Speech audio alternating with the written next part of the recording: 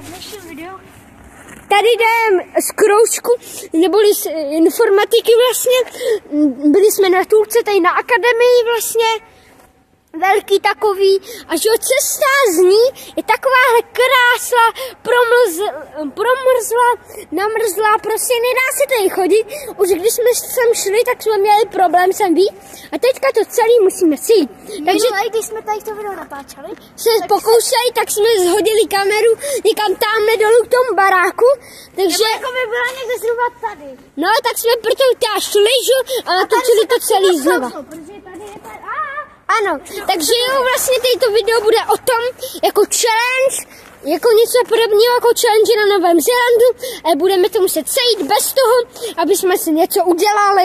Takže jo, Fando, asi jdeme. Jako já se tady docela bojím, jakže... To je, kámo! Jak já... Skončil ten telefon, tamhle, přesně na tom se jde ukazovat. No, že problém byl, že problém je, že já když držím kameru, tak se moc jako nemůžu držet, protože tady se držím za takový kovový lano.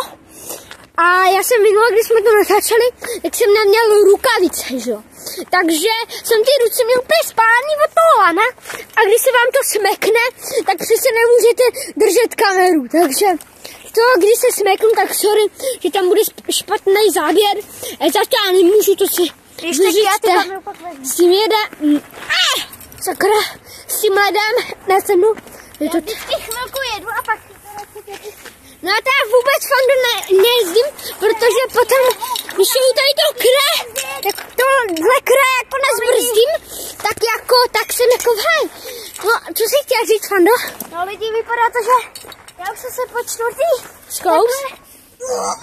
Představ. Sorry, že jsem tam teďka dal prst. My totiž máme, že nemáme boty na led. My jsme si vůbec nepočítali.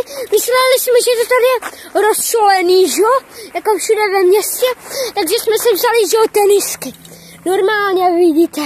Tak jsme, že šli. Já mám teda boty jenom takový lehký. Trochu lepší než Fanda.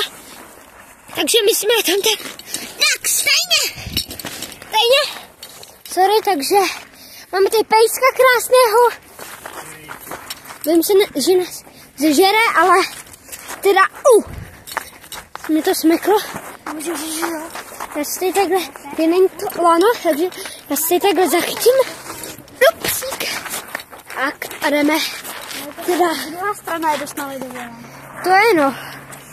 Říkám prostě. Všude je to hrozně ledovatý. Takže určitě, jestli vám bude 60 let, tak teda nechoďte na tulku. Třeba zase vnoučátkem v zimě, jak se učí, abyste se podívali, protože je velké riziko, že si zlomíte všechny kosti v těle. Takže nedělejte, to je pro zkušené profesionály. Jako nejsme my. Jako nejsme my a pro mladé lidi, ovšem, že ne, jako pro nás, myslím, mladé lidi, jako děti, rozumíte? Malé děti, co mají boba, si to tady na bobu. A ne, a mají nějaký terénní boty, a nemají ty tenisky. No ty bachy, no, já už jsem jel. Já jedu do... Čic, tak tady jdem. Já jdu tady po tomhle kraji. Sorry. Já mám rukavice, ale tady tam krajina, to teda je nám rozumí taky dost. A teda jdeme. Zatím se nám nic nestalo a tamhle dole už je jako konec té cesty, jak vidíte tu silnici. Takže už to máme skoro zvládnutý, tak já dám, až na to zvládnem.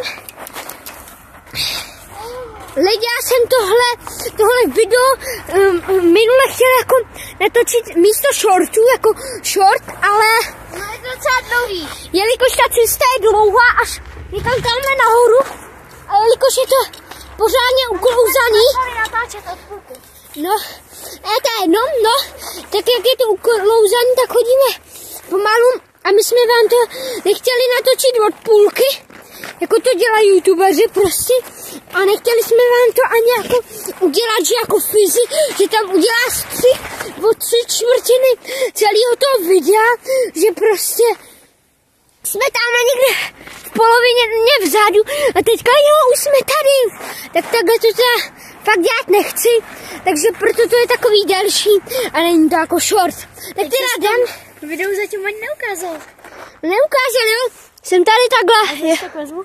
Jsem tady takhle, jo, svítí mi světlo do očí, není to tam moc příjemný, ale teda jo, já si to vezmu. A máme tady už takovýhle malý kousek před sebou. Já jsem si všiml, že mě takhle dokonce svítí kryt. No jo. Stylový kryt, nebo takže jo, jdem jako tamhle, jak je vlastně ta branka a ta cedule, tak tam už je konec. Ono se to zdá jako daleko, ale ono je to kousek vlastně. A jo, lidi u strašidelného Vietnamce, když dáte těch 50 lajků, tak vyjdete na ten merch. To už jsem říkal před sakra dlouhou dobou. A jo, plánuju natočit ještě další díl strašidelného Vietnamce. A když u toho prvního a druhého dílu dáte vlastně dohromady 50 lajků, tak ten merch taky udělám. Jo, my jsme to sešli, Panda se tady nějaký konci zrakvil, takže jo, tohle bude pro dnešní video všechno. A